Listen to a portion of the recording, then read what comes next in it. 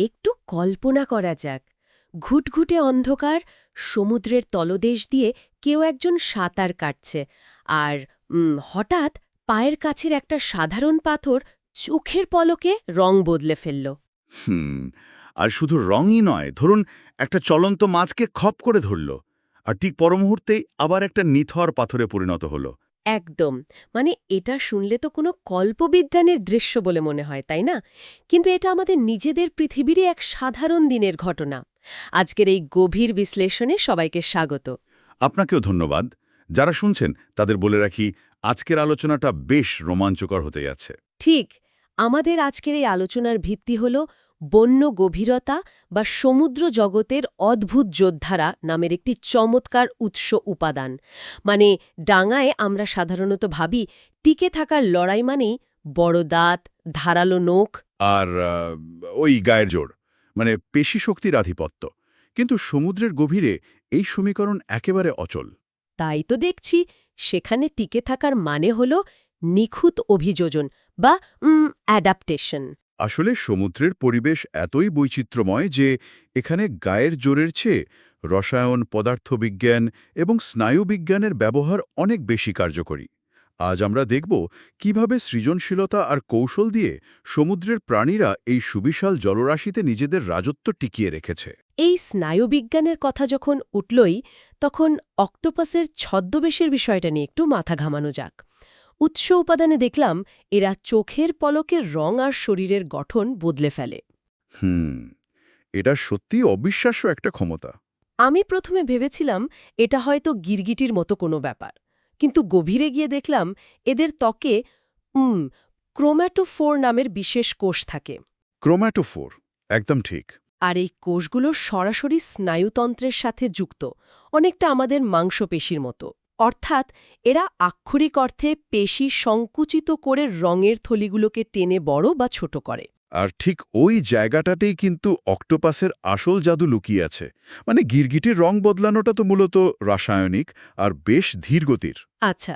কিন্তু অক্টোপাসের ক্রোমাটোফোরগুলো সরাসরি মস্তিষ্কের ইলেকট্রিক্যাল সিগন্যাল দ্বারা নিয়ন্ত্রিত হয়।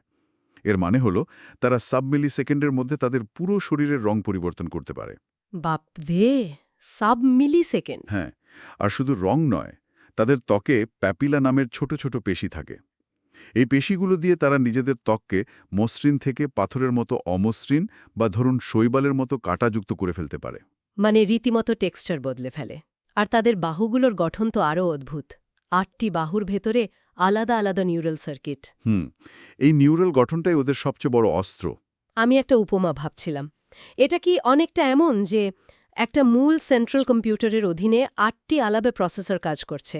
মানে মূল মস্তিষ্ক কেবল আক্রমণ করো নির্দেশ দেয়, আর প্রসেসরগুলো বাকি কাজ সেরে ফেলে। এই প্রসেসরের উপমাটা বেশ কাছাকাছি গেছে, তবে বাস্তবটা এর চেয়ে অনেক বেশি অদ্ভুত। তাই নাকি? হ্যাঁ, কারণ সেন্ট্রাল কম্পিউটারের নির্দেশেরও এখানে প্রয়োজন হয় না অনেক সময়। আসলে অক্টোপাসের মোট নিউরনের প্রায় ২/৩ থাকে তার ৮টি বাহুতে। ২/৩? ঠিক তাই। ওই বাহুগুলো স্বাদ নিতে পারে, স্পর্শ অনুভব করতে পারে এবং মূল মস্তিষ্ককে না জানিয়েই সিদ্ধান্ত নিতে পারে।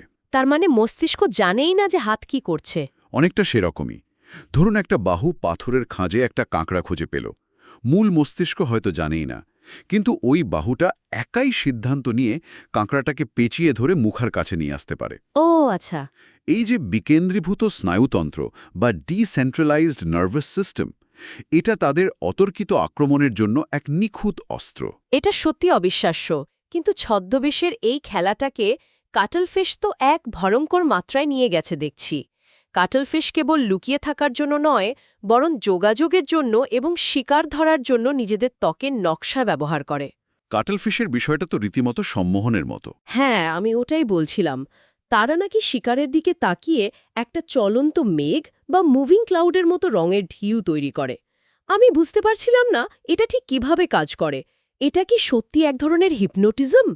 এই চলন্ত মেঘের প্রভাবটা অনেকটা শিকারের স্নায়ুতন্ত্রকে হ্যাক করার মতো। মানে কাটলফিশ তাদের শরীরের ক্রোমাটোফোরগুলোকে একের পর এক তরঙ্গের মতো স্পন্দিত করতে থাকে। আচ্ছা, একটা ওয়েভের মতো। ঠিক ওয়েভের মতো। যখন একটা ছোট মাছ এই প্যাটার্নটা দেখে তখন তার মস্তিষ্কের ভিজুয়াল কর্টেক্স বা দৃষ্টি প্রক্রিয়াকরণ অংশ এই তীব্র দ্রুত পরিবর্তনশীল সিগন্যালগুলোকে প্রসেস করতে পারে না। মানে সিস্টেম হ্যাং হয়ে যায়। একদম তাই। মাছটার মস্তিষ্ক এক প্রকার ওভারলোড বা শর্ট সার্কিট হয়ে যায়। শিকার বুঝতে পারে না যে তার দিকে কোনো বিপদ ধেয়ে আসছে। সে ওই রঙের খেলায় বোকা বনে পাথর হয়ে দাঁড়িয়ে থাকে। দাঁড়ান, একটু থামাই আপনাকে। উৎস উপাদানে পোলারাইজেশন বা সমবর্তিত আলো শনাক্ত করার একটা কথা ছিল। পোলারাইজড আলো। আমি জানি আমরা রোদে পোলারাইজড সানগ্লাস পরি যাতে আলোর তীব্রতা কমে যায়, কিন্তু একটা প্রাণী কিভাবে এই পোলারাইজড আলো দেখতে পারে, আর এটা দিয়ে তারা কাটলফিশের শিকারের ক্ষেত্রে কি সুবিধা পায়? সানগ্লাসের ওই ধারণাটার সাথে এর মিল আছে। পোলারাইজড আলো মানে হলো আলোর তরঙ্গগুলো যখন এলোমেলোভাবে না ছড়িয়ে কেবল একটা নির্দিষ্ট দিকে স্পন্দিত হয়। আচ্ছা। সমুদ্রের পানির নিচে আলো যখন মাছের রূপালি আঁশে ধাক্কা খেয়ে প্রতিফলিত হয় তখন সেটা পোলারাইজড হয়ে যায়। মানুষের চোখ তো এই পার্থক্য বুঝতে পারে না। হ্যাঁ, আমাদের কাছে তো সব আলোই একরকম। ঠিক, কিন্তু কাটলফিশের চোখের রেটিনার গঠন এতটাই উন্নত যে তাদের ফটো রিসেপ্টরগুলো ঠিক ওই নির্দিষ্ট দিকের আলোর তরঙ্গকে আলাদা করে দেখতে পায়। ও বাপরে, তার মানে কোনো শিকার লুকিয়ে থাকলেও লাভ নেই। একদম না। একটা মাছ যদি নিখুঁত ছদ্মগেজ ধরেও লুকিয়ে থাকে, তার আঁশ থেকে প্রতিফলিত পোলারাইজড আলো কাটলফিশের কাছে অন্ধকারে জ্বলজ্বল করা নিয়ন সাইনের মতো ধরা দেয়। তাহলে ব্যাপারটা দাঁড়াচ্ছে, কাটলফিশ বা অক্টোপাসের এই তীব্র বুদ্ধিমত্তা আর ভিজুয়াল প্রসেসিংয়ের জন্য প্রচুর ক্যালোরি পোড়াতে হয়। তা তো বটেই। ব্রেইন পাওয়ার ব্যবহার করলে এনার্জি তো খরচ হবেই। এখন কোনো প্রাণী যদি এত শক্তি খরচ করতে না চায়, সে যদি চায় কোনো প্যাসিভ ডিফেন্স বা নিষ্ক্রিয় সুরক্ষা, তাহলে তাকে অন্য পথ ধরতে হবে। ঠিক বলেছেন। আর এই চিন্তা থেকেই আমার মনে হয় লবস্টারের মতো কঠিন বর্মধারী যোদ্ধাদের আবির্ভাব। তাদের আছে ক্যালসিয়াম কার্বনেট দিয়ে তৈরি এক অত্যন্ত শক্ত বহিকঙ্কাল, কিন্তু এই বর্মের তো একটা মারাত্মক দুর্বলতা আছে। সেই দুর্বলতাটা হলো তাদের বেড়ে ওঠা। হ্যাঁ, বড় হওয়ার জন্য তাদের এই বর্মটা ছুঁড়ে ফেলতে হয়। এই খোলেশ বদলানোর বা মোল্টিংয়ের প্রক্রিয়াটা তো আক্ষরিক অর্থেই একটা জীবন-মরণ সমস্যা। মোল্টিংয়ের সময়টা লবস্টারের জন্য সবচেয়ে ভয়ঙ্কর একটা পর্যায়। লবস্টার যখন বুঝতে পারে তার বর্তমান বর্মটা ছোট হয়ে আসছে, তখন সে প্রচুর পরিমাণে সমুদ্রের পানি পান করে নিজের শরীরকে ফুলিয়ে ফেলে। ও আচ্ছা, ভেতর থেকে চাপ দেওয়ার জন্য। ঠিক, ওই চাতের ফলে পুরনো খোলসটা ফেটে যায়, কিন্তু পুরনো খোলস থেকে বেরিয়ে আসার পর তার নতুন ত্বকটা থাকে জেলি বা কাগজের মতো নরম। মানে একেবারে অরক্ষিত। হ্যাঁ, আর এই নতুন খোলস শক্ত হতে কয়েক সপ্তাহ পর্যন্ত সময় লাগতে পারে। ওই সময়টাতে একটা শক্তিশালী লবস্টার একেবারে অসহায় একটা মাংসে পরিণত হয়। তখন তাকে পাথরের খাঁজে লুকিয়ে থাকা ছাড়া আর কোনো উপায় থাকে না। এই অসহায়ত্বের বিষয়টা থেকেই হয়তো এলাকা দখলের লড়াইয়ে তাদের ওই রাসায়নিক যোগাযোগের কৌশলটা এসছে। লবস্টারের দ্বন্দ্বটা বেশ ইন্টারেস্টিং। আমি ভাবছিলাম, যদি দুটো লবস্টারের দেখা হয় তবে তারা সবসময় মারামারি কেন করে না? মারামারি করলে তো তাদের মূল্যবান নখর বা নতুন নরম খোলস ভেঙে যেতে পারে। একদম ঠিক লজিক। উৎস উপাদান বলছে তারা মূত্রের মাধ্যমে সংকেত দেয়। তার মানে কি এটা এক ধরনের রাসায়নিক প্রোফাইল তৈরি করা, যাতে তারা শারীরিক দ্বন্দ্বে না গিয়েই বুঝতে পারে কে বেশি শক্তিশালী? ঠিক ধরেছেন, এটা শক্তি নির্ধারণের রাসায়নিক প্রদর্শন। মানে লবস্টাররা তাদের মূত্রের সাথে বিশেষ কিছু ফেরোমন বা রাসায়নিক পদার্থ নির্গত করে, আর এটা তারা সরাসরি প্রতিপক্ষের দিকে ছুড়ে দেয়। মুখের ওপর? হ্যাঁ, তাদের মুখের কাছে থাকা অ্যান্টেনা বা সুরগুলো এই রাসায়নিক সংকেতগুলো বিশ্লেষণ করতে পারে। এই সংকেত থেকে তারা বুঝতে পারে অপর লবস্টারের বয়স, লিঙ্গ, স্বাস্থ্য এবং আগ্রাসনের মাত্রা কতটা। ওয়াও! তার মানে মারামারি না করেই রেজাল্ট জানা হয়ে যায়। অনেকটা তাই। যদি সংকেত থেকে বোঝা যায় যে প্রতিপক্ষ অনেক বেশি শক্তিশালী, তবে দুর্বল লবস্টারটি কোনো রকম শারীরিক লড়াইয়ে না গিয়েই পিছিয়ে আসে। এটি অযথা শক্তি ক্ষয় এবং মৃত্যুর ঝুঁকি এড়ানোর এক অসাধারণ কৌশল। বর্মধারী প্রাণীর কথা বলতে গিয়ে আমার স্পাইডার ক্র্যাব বা মাকড়সা কাঁকড়ার বিষয়টা একটু খটকা লেগেছে। স্পাইডার ক্র্যাব কেন? এরা হলো সরু পা বিশিষ্ট বৃহত্তম আর্থ্রোপড। কিন্তু উৎস উপাদান পড়ার সময় আমার মনে একটা প্রশ্ন জাগল। এরা তো সমুদ্রতলের আবর্জনা, শৈবাল আর জাহাজডুবি ধ্বংসাবশেষ থেকে মৃতদেহ সংগ্রহ করে খায়।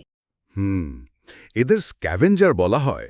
আমি যদি একটু ভিন্ন মত পোষণ করে বলি, এটা তো মূলত একটা বিশাল আকারের গার্বেজ কালেক্টর বা ঝাড়ুদার একটা প্রাণী, যে কিনা শুধু আবর্জনা খাচ্ছে আর ধীর গতিতে হাঁটছে। তাকে এই সমুদ্রের যোদ্ধাদের তালিকায় রাখাটা কি খুব একটা যৌক্তিক হলো?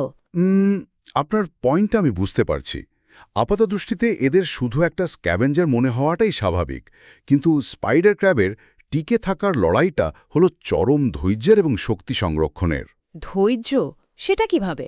তারা জানে যে তাদের শরীর অনেক বড়, তাই দ্রুত সাঁতার কাটা তাদের পক্ষে সম্ভব নয়। সেজন্য তারা ডেকোরেটর ক্র্যাব বা সাজসজ্জাকারী কাঁকড়ার ভূমিকা পালন করে। তাদের খোলসের উপর ভেলক্রোর মতো ছোট ছোট হুক বা কাটা থাকে, যাকে সিটে বলে। আচ্ছা। তারা অত্যন্ত সতর্কতার সাথে শৈবাল, স্পঞ্জ এবং সমুদ্রের তলদেশের অন্যান্য বস্তু নিয়ে ওই হুকগুলোতে আটকে দেয়। তার মানে তারা আক্ষরিক অর্থে নিজেদের পরিবেশের উপাদান দিয়ে একটা 3D ঘিলি স্যুট তৈরি করে নিচ্ছে। একদম ঠিক। এই ছদ্মবেশের কারণে হাঙর বা অন্যান্য বড় শিকারীরা তাদের পাথর বা স্পঞ্জ ছাড়া আর কিছুই ভাবতে পারে না।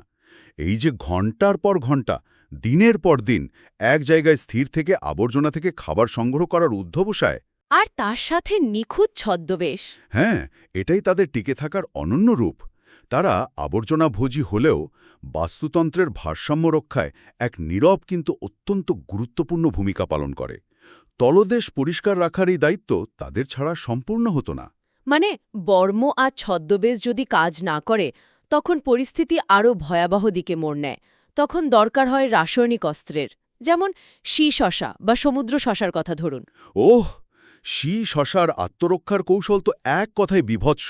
আমি যখন এদের আত্মরক্ষার কৌশলটা পড়ছিলাম, আমার কাছে বিষয়টা অবিশ্বাস্য লেগেছে। এরা বিপদে পড়লে নিজেদের অন্ত্র বা অভ্যন্তরীণ অঙ্গ নির্গত করে শিকারীর দিকে ছুড়ে দেয়। হ্যাঁ, এটা শুনতেই কেমন অদ্ভুত লাগে, তাই না? আমি এটাকে কল্পনা করছিলাম এমনভাবে যে ধরুন রাস্তায় কোনো ডাকাত আক্রমণ করলে কেউ নিজের মানিব্যাগ, ঘড়ি, এমনকি জ্যাকেট খুলে ছুঁড়ে দিয়ে পালিয়ে যাচ্ছে। কিন্তু অঙ্গ ছুঁড়ে দেওয়া, এটা শারীরভিত্তীয়ভাবে কিভাবে সম্ভব? শশার এই কৌশলটিকে জীববিজ্ঞানের ভাষায় বলা হয় ইভিসারেশন। ব্যাপারটা শুধু মানিব্যাগ ছুড়ে দেওয়ার মতো নয়, এটা অনেক বেশি বিষাক্ত আর মারাত্মক। বিষাক্ত? হ্যাঁ, শশার পেটের ভেতরে কুভেরিয়ান টিউবিউলস নামক এক ধরনের বিশেষ আঠালো তন্তু থাকে। শিকারীর আক্রমণ টের পেলে এরা পেশির প্রচণ্ড সংকোচনের মাধ্যমে নিজেদের পায়ুপথ দিয়ে এই তন্তুগুলো প্রবল বেগে ছুঁড়ে মারে। বাপরে! পানির সংস্পর্শে আসামাত্র এই তন্তুগুলো ফুলে ওঠে এবং অত্যন্ত আঠালো হয়ে শিকারীকে আষ্টেপৃষ্টে জড়িয়ে ফেলে। আর এর মধ্যে হোলোথুরিন নামক এক প্রকার তীব্র রাসায়নিক বিষ থাকে, যা শিকারীকে অবশ করে দেয়। তার মানে আক্রমণকারী নিজেই ফাঁদে পড়ে যায়। আর সবচেয়ে আশ্চর্যের বিষয় হল, তারা এই হারানো অঙ্গগুলো কয়েক সপ্তাহের মধ্যে আবার পুনরুদ্ধার করে ফেলে। এটা বিজ্ঞানের কাছে এখনও একটা বড় বিস্ময়। হ্যাঁ, তাদের এই রিজেনারেশন বা পুনরুৎপাদন ক্ষমতা তো সেলুলার বায়োলজির জন্য বিশাল এক রহস্য। শুধু আত্মরক্ষায় নয়, সমুদ্রতলে পুষ্টি পুনর্ব্যবহারেও এরা বিশাল ভূমিকা রাখে। বালি খেয়ে জৈব পদার্থ হজম করে সমুদ্রকে পরিষ্কার রাখে। একেবারে স্পাইডার ক্র্যাবের মতোই এরাও ইকোসিস্টেমের একটা বড় অংশ। ঠিক, কিন্তু এই ইকোসিস্টেম বা বাস্তুতন্ত্রের ভারসাম্য রক্ষার কথা যখন আসলই, তখন লায়নফিশের প্রসঙ্গটা তো এড়িয়ে যাওয়া অসম্ভব। এই সুন্দর প্রাণীটির গায়ে ছড়িয়ে আছে মারাত্মক বিষাক্ত কাঁটা। লায়নফিশ অত্যন্ত আগ্রাসী একটা মাছ। কিন্তু আমার কৌতূহলটা অন্য জায়গায়। আটলান্টিক মহাসাগরে এরা এক ইনভেসিভ স্পিসিস বা আগ্রাসী প্রজাতি হিসেবে কেন এত ধ্বংসলীলা চালাচ্ছে? একটা মাছ কিভাবে একটা আস্ত প্রবাল প্রাচীর বা কোরাল রিফের পতন ঘটাতে পারে? এর মূল কারণটা লুকিয়ে আছে এভলিউশনারি বায়োলজি বা বিবর্তনীয় জীববিজ্ঞানে। মানে লায়নফিশ মূলত ইন্দো প্যাসিফিক অঞ্চলের প্রাণী। এখানকার ইকোসিস্টেমে তাদের প্রাকৃতিক শিকারী আছে। আচ্ছা, মানে যারা ওদের খেয়ে ফেলে? ঠিক, কিন্তু কোনোভাবে যখন এরা আটলান্টিক মহাসাগরে পৌঁছালো, তখন সেখানকার স্থানীয় ছোট মাছেরা লায়নফিশকে চিনতেই পারল না। হাজার হাজার বছরের বিবর্তনে তারা লায়নফিশকে বিপদ হিসেবে দেখতে শেখেনি। ও, তার মানে তারা পালাইবেই না? একদমই না। ফলে লায়নফিশ যখন আক্রমণ করে, ছোট মাছগুলো পালানোর চেষ্টাও করে না। এর সাথে যুক্ত হয়েছে এদের উচ্চ প্রজনন হার। একটি স্ত্রী লায়নফিশ বছরে ২০ লাখেরও বেশি ডিম পাড়তে পারে। ২০ লাখ? এটা তো অভাবনীয়। হ্যাঁ, আর কোনো প্রাকৃতিক শিকারী না থাকায় এবং খাদ্যের প্রাচুর্য থাকায় এরা পুরো প্রবাল প্রাচীরের ইকোসিস্টেমকে আক্ষরিক অর্থেই গিলে খাচ্ছে। এই আগ্রাসী বিস্তারের বিষয়টা বেশ ভীতিকর, তবে এর ঠিক বিপরীত দিকটা উৎস উপাদানে ছিল। সামুদ্রিক সাপ বা সি স্নেকের হিসাব নিকাশ করার নিপুণ আক্রমণ। সামুদ্রিক সাপ লায়নফিশের একদম উল্টো। হ্যাঁ, এদের ফিতার মতো পাতলা শরীর প্রবালের ফাটলগুলোর ভেতর দিয়ে খুব মসৃণভাবে চলাচল করতে পারে। এদের বিষ পৃথিবীর স্থলভাগের অনেক সাপের চেয়েও কয়েক গুণ বেশি শক্তিশালী। আমি যখন এই সাপের বিষয়টা পড়ছিলাম তখন আমার মাথায় একটা চিন্তা এলো। কি চিন্তা? বিষ তো মূলত এক ধরনের জটিল প্রোটিন, আর শরীরে এই প্রোটিন তৈরি করতে প্রচুর ক্যালোরি বা শক্তি খরচ হয়। সামুদ্রিক সাপেরা লায়নফিশের মতো যেখানে সেখানে বিষের ব্যবহার করে না, কারণ এই বিষ তৈরি করাটা তাদের জন্য অত্যন্ত শক্তি ক্ষয়কারী একটা প্রক্রিয়া। তাই তারা কি তাদের বিষটাকে খুব সাবধানে বাজেট করে চলে? আপনারই অনুমান কিন্তু সম্পূর্ণ নির্ভুল। প্রকৃতিতে কোনো কিছুই তো বিনামূল্যে পাওয়া যায় না। সামুদ্রিক সাপের বিষ নিউরোটক্সিন উপাদানের ঠাসা। এটা শিকারের স্নায়ু ও পেশির সংযোগস্থলে বা নিউরোমাস্কুলার জাংশনে সরাসরি আঘাত হানে। মানে পক্ষাঘাতগ্রস্ত করে দেয়। হ্যাঁ, কিন্তু এই বিষ সংশ্লেষণ করাটা সাপের জন্য সত্যিই অনেক ব্যয়বহুল। যদি তারা প্রতিটি ছোটখাটো বিপদেই বিষ ঢালতে থাকে তবে তাদের শরীর দুর্বল হয়ে পড়বে। আচ্ছা। তাই তারা অযথা বিষ নষ্ট না করে একেবারে সঠিক সময়ে সঠিক নিপুণতায় শিকার করে। তারা তাদের বিষ দাঁত দিয়ে একজন সার্জনের মতো নিখুঁতভাবে শুধু তখনই আঘাত হানে যখন তারা নিশ্চিত থাকে যে শিকার তাদের নাগালের ভেতরেই আছে। এটা তো সম্পদের সঠিক ব্যবহার আর শক্তির চরম সংরক্ষণের একটা মাস্টার ক্লাস। একদম তাই। আমরা এতক্ষণ রাসায়নিক যুদ্ধ, ছদ্মবেশ আর একাকী শিকারীদের জগৎ নিয়ে আলোচনা করলাম। এবার এমন এক প্রাণীর দিকে তাকানো যাক যারা এই সব কিছুর ঊর্ধ্বে। ডলফিন। ডলফিন তো সমুদ্রের সবচেয়ে বুদ্ধিমান প্রাণী। হ্যাঁ, এবং সামাজিক শিকারীও। এদের প্রধান অস্ত্র হল একোলোকেশন বা প্রতিধ্বনি দ্বারা অবস্থান নির্ণয় করার ক্ষমতা। আমি এটাকে জলের নিচের একটা লাইভ 3D ওয়াইফাই ম্যাপের মতো কল্পনা করছি। তারা নাকি সপ্ত তরঙ্গ ছুড়ে দিয়ে অন্ধকারের মধ্যেও পরিবেশের নিখুঁত মানচিত্র তৈরি করে ফেলে। এই প্রক্রিয়াটা আসলে কাজ করে কিভাবে? ডলফিনের মাথার সামনের দিকে মেলান নামের চর্বিযুক্ত একটা বিশেষ অঙ্গ থাকে। মেলেন? হ্যাঁ, ডলফিন যখন তাদের মাকের ছিদ্র বা ব্লো হোলের নিচ থেকে ক্লিক বা শীষ দেওয়ার মতো শব্দ তৈরি করে, তখন এই মেলন সেই শব্দ তরঙ্গগুলোকে একটা ফোকাসড বিম বা রশ্মির মতো সামনের দিকে ছুড়ে দেয়। অনেকটা টর্চ লাইটের মতো। ঠিক। এই শব্দ তরঙ্গ যখন কোনো মাছ বা বস্তুতে ধাক্কা খেয়ে ফিরে আসে, তখন ডলফিনের নিচের চোয়ালের হাড় সেই প্রতিধ্বনি গ্রহণ করে সোজা মধ্যকর্ণে পাঠিয়ে দেয়। ও, চোয়ালের হাড় দিয়ে শুনে। হ্যাঁ, আর এই তথ্যগুলো মস্তিষ্কে প্রসেস হয়ে একটা অবিশ্বাস্য নিখুঁত ত্রিমাত্রিক ছবি তৈরি করে। তারা এমনকি একটি মাছের ভেতরের বায়ুথলি বা সুইম ব্ল্যাডার পর্যন্ত শনাক্ত করতে পারে এই প্রতিধ্বনি দিয়ে। তার মানে তারা আক্ষরিক অর্থেই শব্দের মাধ্যমে বস্তুর ভেতরের গঠন দেখতে পায়। কিন্তু শুধু এই মানচিত্র তৈরি করাই তো তাদের মূল শক্তি নয়। না, এটা তাদের বুদ্ধিমত্তার মাত্র একটা দিক। তারা এই তথ্যের ওপর ভিত্তি করে দলবদ্ধভাবে শিকারের সমন্বয় করে। ডলফিনের সামাজিক বুদ্ধিমত্তা অত্যন্ত প্রখর।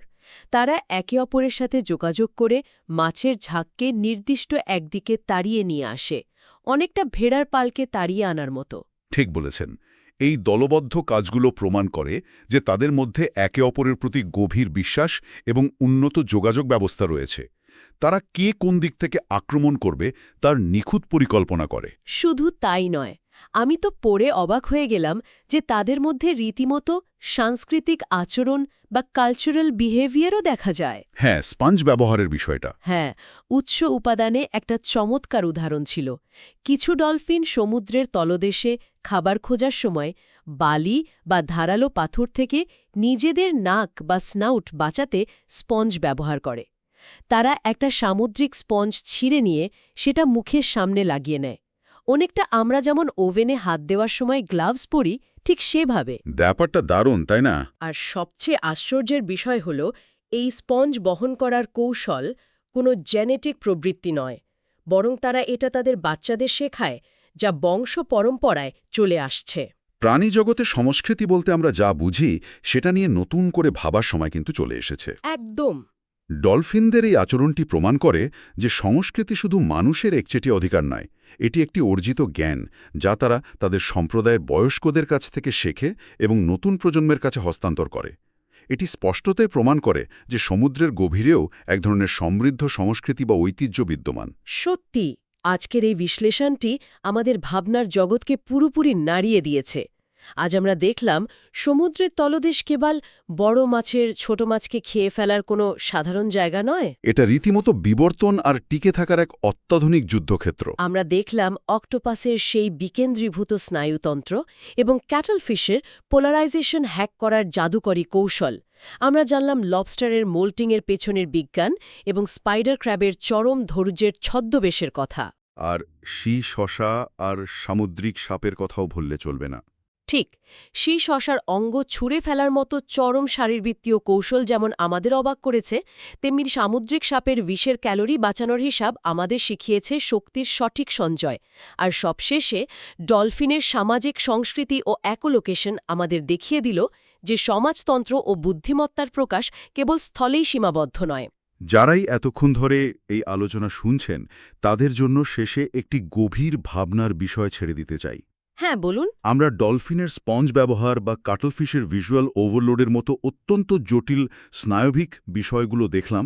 যদি সমুদ্রের এই অন্ধকার গভীরে প্রাণীদের নিজস্ব অর্জিত সংস্কৃতি, সরঞ্জাম ব্যবহার করার ক্ষমতা এবং মনস্তাত্ত্বিক যুদ্ধের এমন নিখুঁত কৌশল থেকেই থাকে, তবে বুদ্ধিমত্তা বলতে আমরা আসলে যা বুঝি তার সংজ্ঞা কি অত্যন্ত সংকীর্ণ নয়?